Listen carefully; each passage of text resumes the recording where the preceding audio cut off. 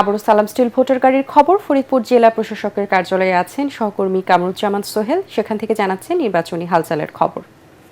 সালাম স্টিল ভোটের গাড়ি নিয়ে আমি এখন আছি ফরিদপুরে। আপনারা জানেন যে ফরিদপুরের যে 4টি সংসদীয় আসন রয়েছে, সেই 4টি সংসদীয় আসনে কিন্তু আমরা দেখেছি যে 38 জন প্রার্থী মনোনয়নপত্র দাখিল করেছেন। তো মনোনয়নপত্র বাছাই চলছে। আজকে বাছাইয়ের তৃতীয়তম দিনে আমরা দেখেছি যে ফরিদপুরের যে 4টি আসন রয়েছে, 3টি আসনের ইতিমধ্যেই মনোনয়নপত্র বাছাই কিন্তু শেষ হয়েছে।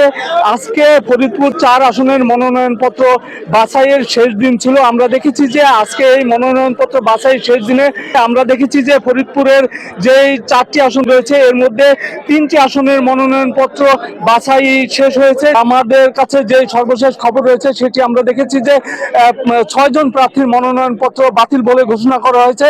আগামীকাল ফরিদপুর 1 আসন যেটি রয়েছে সেই আসনের মনোনয়নপত্র বাছাই হবে।